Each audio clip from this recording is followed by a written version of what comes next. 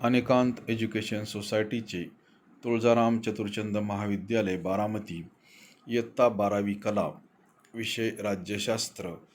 मी प्राध्यापक पठाण FA. विद्यार्थी मित्रांनो, आपण प्रकरण 4 समकालीन भारत, शांतता, स्थैर्य आणि राष्ट्रीय एकात्मतेसमोरील आव्हाने पाहत आहोत. हे प्रकरण पाहत असताना आधीच्या तासाला आपण यातील बराच भाग पाहिलेला आहे. आज आपण या प्रकरणाचा अभ्यास करत असताना भारताचा विचार करणार आहोत आणि भारताचा विचार करत असताना भारताला स्वातंत्र्य मिळाल्यानंतर भारतासमोर ज्या काही समस्या होत्या, या समस्यांचा आपण विचार करणार आहोत. त्याच पद्धतीने भारतामध्ये विविधतेमध्ये एकता साधण्याचा कशा पद्धतीने भारतीयांनी प्रयत्न केलेला आहे, याचा आपण या टॉपिकच्या माध्यमातून आढावा घेणार आहोत. राष्ट्रीय एकात्मता निर्माण करत असताना ती कशा पद्धतीने निर्माण केलेली आहे, राष्ट्रीय एकात्मता निर्माण करत असताना ती कशा पद्धतीने निर्माण केली.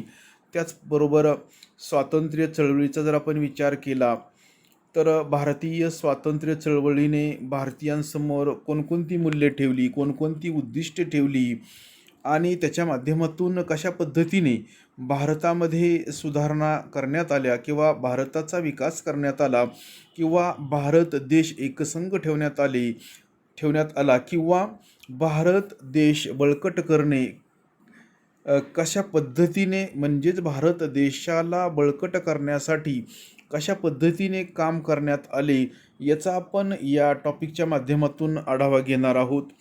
भारताचा म्हणजेच आपल्या देशाचा जर आपण विचार केला तर आपणाला सर्वांना माहिती आहे की भारतावर 150 वर्ष ब्रिटिशांची सत्ता होती.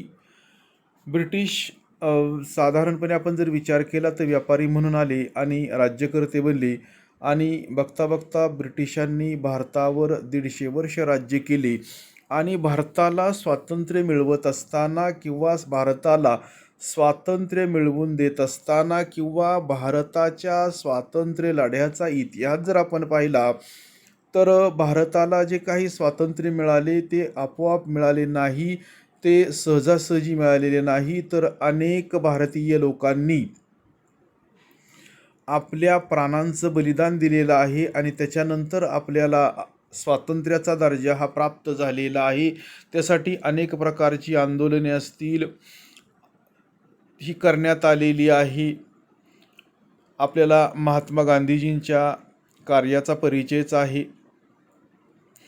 छोडो भारत आंदोलन असेल 1942चं, याच्यानंतर ब्रिटिशांना भारत सोडणं किंवा भारतातून जाणं त्या ठिकाणी भाग पडलेला आहे. या सर्व घटकांचा जर आपण विचार केला तर ज्यावेळेला आपल्याला स्वातंत्र्य मिळालं त्यावेळची भारतातील असणारी परिस्थिती कशा प्रकारची होती, एकंदरीतच सर्वच परिस्थितीचा विचार केला तर सर्वच परिस्थिती ही आपल्याला अनुकूल होती असं आपल्याला म्हणता येणार नाही. कारण स्वातंत्र्य मिळत असताना किंवा स्वातंत्र्य मिळवत असताना भारतामध्ये 2 मतप्रवाह पडलेले आपणाला दिसतात. एक म्हणजे राजकीय स्वातंत्र्य आधी घ्यायचं का सामाजिक स्वातंत्र्य घ्यावायचं, याच्या संदर्भामध्ये त्या ठिकाणी 2 वेगवेगळे मतप्रवाह असल्याचे आपल्या लक्षात येते. आणि तरीसुद्धा जर आपण विचार केला तर ज्यावेळेला आपल्याला 15 ऑगस्ट 1947ला स्वातंत्र्य मिळाले त्यावेळेला आपल्या देशामध्ये आपल्यासमोर अनेक प्रकारच्या समस्या होत्या. याचं जर उदाहरण द्यायचं झालं तर आपल्याला आर्थिक मागासलेपणा असेल, गरिबी असेल, बेकारी असेल, दारिद्र्य असेल, निरक्षरता असेल, सामाजिक विषमता, अशी काही आपल्याला आव्हाने त्या ठिकाणी सांगता येणार आहेत.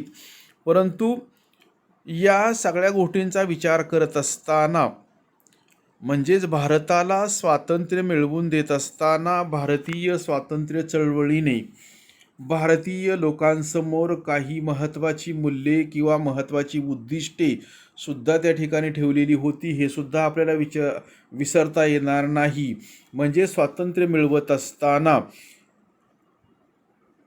ते कशा पद्धतीने मिळवायचं आणि स्वातंत्र्य मिळाल्यानंतर आपला देश कशा पद्धतीने पुढं न्यावायचा किंवा भारताचा विकास कशा पद्धतीने करावायचा किंवा भारतामध्ये एकता कशा पद्धतीने निर्माण करावयाची याच्या संदर्भामध्ये त्या ठिकाणी काही मूल्ये आणि काही उद्दिष्टे त्या ठिकाणी स्वातंत्र्य चळवळीने नक्कीच आपल्या समोर ठेवलेली होती.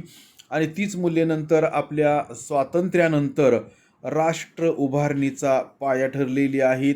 मग खरोखर या मूल्यांचा जर आपण विचार केला तर ही मूल्ये आपल्या भारताचा अविभाज्य भाग आहेत किंवा भारतासाठी किंवा भारताच्या एकतेसाठी, भारताच्या एकात्मतेसाठी किंवा भारत देश एकसंघ ठेवण्यासाठी ही सर्व जी काही मूल्ये आहेत ही मूल्ये महत्त्वाचीच ठरतात आणि या मूल्यांनी महत्त्वाचीच त्या ठिकाणी भूमिका बजावलेली आहे असं आपल्याला खरोखर ठळकपणे या ठिकाणी नमूद करता येणार आहे. आणि या मूल्यांच्या माध्यमातून भारतीय समाजामध्ये एक वेगळ्या प्रकारचं वातावरण निर्माण होण्यासाठी मदत झालेली आहे आणि या मूल्यांच्या माध्यमातून खरोखर भारतीय समाज किंवा भारतीय जनता एका व्यासपीठावर येण्यासाठी मदत झालेली आहे. आणि ही मूल्ये म्हणजे राष्ट्रवाद असेल, धर्मनिरपेक्षता असेल आणि लोकशाही. खरोखर ही मूल्ये आपल्या देशाचे आधारस्तंभ आहेत किंवा आधारभूत घटक आहेत असं आपल्याला या ठिकाणी म्हणता येणार आहे. त्याचबरोबर आम्ही काही उद्दिष्टेसुद्धा ठेवलेली होती. फॉर एक्झाम्पल बघा, आर्थिक प्रगती असेल किंवा सामाजिक परिवर्तन असेल अशी सुद्धा काही आम्ही उद्दिष्टे आमच्या डोळ्यासमोर त्या ठिकाणी ठेवलेली होती. आणि स्वातंत्र्यानंतरचा जर आपण विचार केला, ब्रिटिश इथून गेल्यानंतर भारतीय समाज हा कसा होता किंवा भारतीय समाजामध्ये कशा पद्धतीचं वातावरण होतं याचा जर आपण विचार केला तर स्वातंत्र्यानंतर भारताची एकता जपणे आणि ती बळकट करणे म्हणजेच भारतामध्ये जी काही एकता होती, भारतामध्ये जी काही विविधता होती त्या विविधतेमध्ये एकता निर्माण करणे किंवा ती जपणे आणि आपला देश बळकट करणे हे एक महत्त्वाचं कार्य होतं. आणि विशेष म्हणजे बघा, भारतामध्ये एकता जी निर्माण होणार होती ती आपोआप निर्माण होणार नव्हती. तर भारतातील मग सर्वच गोष्टींचा जर आपण विचार केला, मग प्रादेशिक असेल, वांशिक असेल, भाषिक विविधता मान्य करून एकता वाढविण्यासाठी त्या ठिकाणी आपल्याला प्रयत्न करावे लागणार होते. आपल्या देशाचा जर आपण आढावा घेतला तर प्रत्येक घटक राज्यामध्ये जी भाषा बोलली जाते ही वेगवेगळ्या अशा पद्धतीची आहे आजही. आणि म्हणूनच प्रादेशिक, वांशिक आणि भाषिक विविधता मान्य करून आपणाला एकता वाढवण्यासाठी त्या ठिकाणी प्रयत्न करावे लागणार होते. हे सुद्धा तितकंच महत्त्वाचं आहे. आणि ही जी काही समस्या होती ही समस्या राष्ट्रीय एकात्मतेशी आणि राजकीय समुदाय म्हणून भारतीय लोकांमध्ये एकता निर्माण करण्याशी संबंधित होती. आपण आणखीन व्यवस्थितपणे डीप जाण्याचा प्रयत्न केला तर राष्ट्रीय एकात्मता प्रस्थापित करण्यासाठी आणि समाज परिवर्तनासाठी लोकशाही शासन पद्धती आवश्यक होती. म्हणजेच आपल्या देशामध्ये जर आपल्याला राष्ट्रीय एकात्मता ही प्रस्थापित करावायची असेल, आत्ताच आपण पाहिलं की राष्ट्रीय एकात्मता निर्माण करणं सोपं काम नाही किंवा ती भारतीय लोकांच्या मनामध्ये आपोआप निर्माण होणार नाही. तर त्यासाठी जाणीवपूर्वक त्या ठिकाणी प्रयत्न करावे लागलेले आहेत. आणि त्याचबरोबर समाज परिवर्तनासाठी लोकशाही शासन व्यवस्था त्या ठिकाणी स्वीकारणं आवश्यक होतं. आणि म्हणूनच भारत देशामध्ये संघराज्यात्मक शासन पद्धती आहे, तसंच भारतामध्ये संसदीय लोकशाही आहे. कारण याच्या माध्यमातून सर्व भारतीय समाजाला पुढं नेण्याचं काम त्या ठिकाणी केलं जाणार होतं.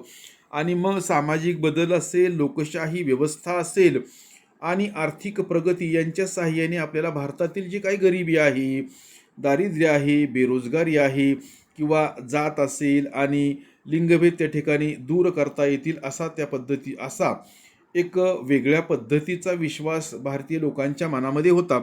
म्हणजेच लोकशाही शासन पद्धतीच्या माध्यमातून सामाजिक बदल असेल किंवा लोकशाही व्यवस्था आणि आर्थिक प्रगती या सगळ्यांच्या साहाय्याने आपल्याला भारतातील गरिबी, त्याच पद्धतीने जात असेल आणि लिंगभेद त्या ठिकाणी दूर करता येतील अशा पद्धतीचा एक आत्मविश्वास त्यावेळी भारतीय लोकांच्या मनामध्ये निर्माण झालेला होता. आणि आपण स्वातंत्र्यानंतरच्या भारताचा जर आपण विचार केला तर स्वातंत्र्यानंतर भारत या नवजात राष्ट्रात एकात्मता निर्माण करण्यासाठी जाणीवपूर्वक प्रयत्न करावे लागलेले आहेत. आणि या ठिकाणी आपल्याला दोन मुद्द्यांचा या ठिकाणी विचार करावा लागणार आहे. आणि ते दोन मुद्दे म्हणजे बघा, संरचनात्मक परिमाण या ठिकाणी परिणाम झालेला आहे. संरचनात्मक परिमाण हा पहिला मुद्दा आहे. आणि दुसरा मुद्दा आपल्याला सांगता येणार आहे मानसिक परिमाण. या दोन मुद्द्यांच्या माध्यमातून त्या ठिकाणी आपल्याला भारतामध्ये त्या ठिकाणी काही बदल किंवा राष्ट्रीय एकात्मता निर्माण करावी लागलेली आहे. आणि आपण जर 19व्या शतकाचा जर आपण विचार केला, 19व्या शतकाच्या उत्तरार्धाचा जर आपण विचार केला तर या काळामध्ये काही भारतामध्ये काही बदल झालेले आपणास पाहावयास मिळतात. तर 19व्या शतकाच्या उत्तरार्धामध्ये बघा, विविध प्रकारचे लोक एकाच राष्ट्रीय छत्राखाली येण्यासाठी त्या ठिकाणी सुरुवात झालेली होती. हे महत्त्वाचं काम आहे. त्याचबरोबर बघा, याच वेळेस बघा, वेगवेगळी ओळख असणारे लोक स्वतःची भारतीय म्हणून ओळख निर्माण करू लागलेले होते. म्हणजे आपापसामध्ये जे काही धर्म, जात, वंश, पंथ जे काही होते हे सर्व एका बाजूला ठेवून आम्ही सर्व भारतीय आहोत, म्हणजेच सर्वांची एक भारतीय म्हणून ओळख त्या ठिकाणी निर्माण होण्यासाठी मदत झालेली होती. त्याचबरोबर स्वातंत्र्य चळवळीच्या काळामध्ये आपण जर भारतीय संस्कृतीचा जर आपण विचार केला, आपण असं म्हणतो की भारतीय संस्कृती ही जगातील प्राचीन अशा पद्धतीची संस्कृती आहे. आणि मग या संस्कृतीचा जर आपण विचार केला तर स्वातंत्र्य चळवळीच्या काळामध्ये हळूहळू भारतीय संस्कृती म्हणजेच इंडियन कल्चरचा जर आपण विचार केला तर भारतीय संस्कृती ही हळूहळू भारत या राष्ट्रामध्ये त्या ठिकाणी प्रतिबिंबित होण्यास सुरुवात झालेली होती, परिवर्तित होण्यास त्या ठिकाणी सुरुवात झालेली होती, असं आपल्याला या ठिकाणी नमूद करता येणार आहे. आणि या ठिकाणी बघा, राष्ट्रीय एकात्मता निर्माण करण्यासाठी ज्या दोन गोष्टींचा त्या ठिकाणी किंवा ज्या दोन घटकांचा वापर या ठिकाणी करण्यात आलेला आहे किंवा परिमाणांचा वापर करण्यात आलेला आहे, त्याच्यामध्ये बघा, संरचनात्मक परिमाणाचा जर आपण विचार केला तर याच्यामध्ये सुद्धा आपल्याला काही मुद्द्यांचा आढावा घ्यावा लागणार आहे, अभ्यास करावा लागणार आहे. तर संरचनात्मक दृष्टीने बघा, राष्ट्रीय एकता आणि प्रादेशिक अस्मिता यामध्ये साधलेला समतोल आपल्याला काही वैशिष्ट्यांच्या माध्यमातून या ठिकाणी स्पष्ट करता येणार आहे. ही वैशिष्ट्ये किंवा हे मुद्दे खाली आपण घेतलेले आहेत 5 मुद्द्यांच्या स्वरूपामध्ये. तर म्हणजेच संरचनात्मक दृष्टीने राष्ट्रीय एकता व प्रादेशिक अस्मिता यामध्ये साधलेला समतोल खालील वैशिष्ट्यांमधून त्या ठिकाणी स्पष्ट होतो किंवा आपणाला स्पष्ट करता येतो. आणि त्यातलं पहिलं वैशिष्ट्य म्हणजे सार्वत्रिक प्रौढमताधिकार. आपण जर विचार केला तर सार्वत्रिक प्रौढमताधिकार म्हणजे काय, तर प्रत्येक स्त्री आणि पुरुष यांना मतदानाचा अधिकार प्राप्त होणं, प्रत्येक प्रौढ स्त्री आणि पुरुष यांना कोणत्याही प्रकारचा भेदभाव न करता त्यांना मतदानाचा अधिकार प्राप्त होणं म्हणजे प्रौढ मताधिकार होय. म्हणजेच प्रौढ मताधिकाराचा जर आपण विचार केला तर सुरुवातीच्या काळामध्ये प्रौढ मताधिकारासाठी आपली वयोमर्यादा 21 करण्यात आलेली होती, परंतु नंतरच्या काळामध्ये 21 वरून ती 18 वर्ष करण्यात आलेली आहे. भारतीय राज्यघटनेमध्ये बदल करण्यात आला आणि वयोमर्यादा 21 वरून ती 18 करण्यात आलेली आहे. आणि ही वयोमर्यादा प्राप्त करणाऱ्या प्रत्येक व्यक्तीला मतदानाचा अधिकार भारतीय राज्यघटनेने दिलेला आहे. आणि प्रौढ मताधिकाराचा जर आपण विचार केला तर प्रौढ मताधिकारासहित लोकशाही व्यवस्था निर्माण करून राष्ट्र बळकट करणे हे संरचनात्मक दृष्टीने महत्त्वाचे होते. आणि लोकशाही आणि राष्ट्रीय एकीकरण या दोन मुद्द्यांचा जर आपण विचार केला तर हे दोनही मुद्दे एकमेकांना पूरक अशा पद्धतीचे आहेत. कारण विविध गटांचा शासनामधील सहभाग हा प्रातिनिधिक लोकशाहीमुळे शक्य झाला. व्यवस्थित आहे का? विविध गटांचा शासनामधील सहभाग हा प्रातिनिधिक लोकशाहीमुळे शक्य झालेला आहे. प्रातिनिधिक लोकशाही म्हणजे काय? तर निवडणुकीच्या माध्यमातून आपण जे प्रतिनिधी निवडून देतो 5 वर्षांसाठी. कारण आपल्याला माहिती आहे की भारत हे ज्या पद्धतीने कल्याणकारी राज्य आहे, भारत हे ज्या पद्धतीने धर्मनिरपेक्ष राज्य आहे, तसेच भारत हे गणराज्यसुद्धा आहे. आणि म्हणून भारतातील कोणतंही पद वंश परंपरेने अधिकार पदावर येणार नाही. प्रत्येक पदासाठी निवडणूक घेतली जाईल. प्रत्येक पदासाठी निवडणूक घेतल्यानंतर त्याचा असणारा कालावधी हा ठराविक वर्षांचा असेल. जसं की लोकसभेचा कार्यकाल 5 वर्षांचा आहे, विधानसभेचा कार्यकाल 5 वर्षांचा आहे, भारताच्या राष्ट्रपतींचा असणारा कार्यकाल 5 वर्षांचा आहे. म्हणजेच आपण जे काही प्रतिनिधी प्रत्यक्ष अप्रत्यक्ष मतदानाच्या माध्यमातून निवडून देतो आणि हे प्रतिनिधी लोकप्रतिनिधी म्हणून ज्यावेळेला सत्तेत येतात आणि देशाचा राज्यकारभार चालवतात, तर अशा सिस्टीमला आपल्याला प्रातिनिधिक लोकशाही असं म्हणता येणार आहे. कारण राज्यकारभार आपले प्रतिनिधी करतात, राज्यकारभार आपल्या प्रतिनिधींच्या माध्यमातून त्या ठिकाणी केला जातो.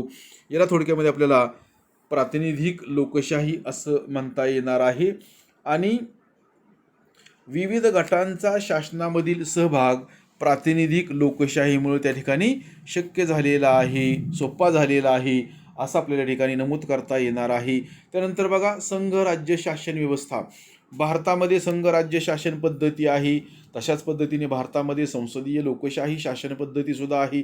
आम्ही संघ राज्य शासन पद्धती का निवडली, या शासन पद्धतीचा आम्ही स्वीकार का केला, तर भारत हा राज्यांचा संघ आहे.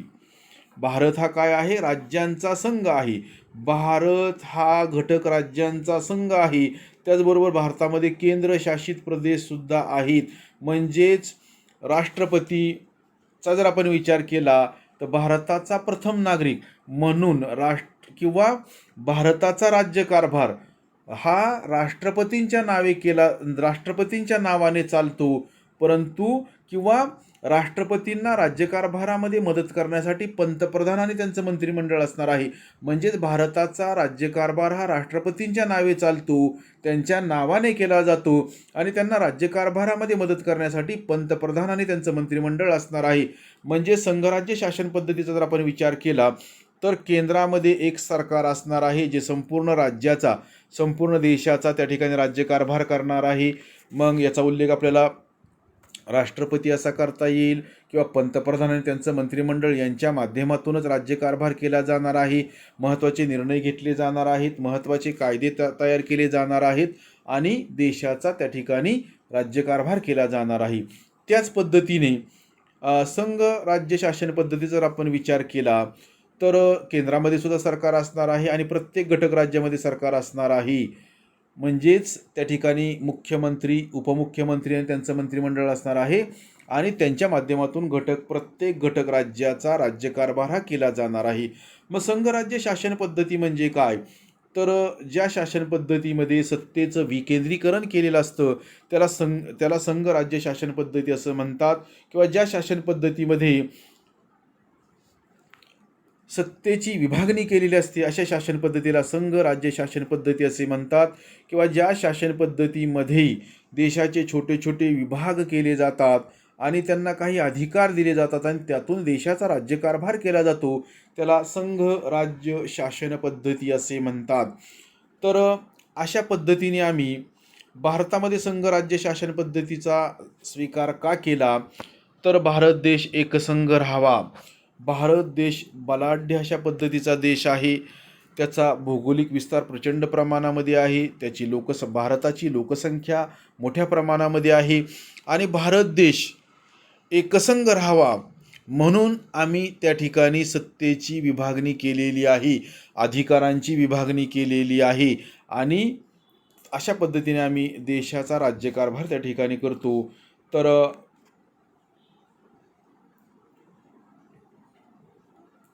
विद्यार्थी मित्रांनो, आज आपण याच ठिकाणी थांबणार आहोत. राहिलेला भाग आपण नंतरच्या तासाला पाहणार आहोत. राहिलेले जे काही मुद्दे आहेत ते नंतरच्या तासाला आपण पाहू.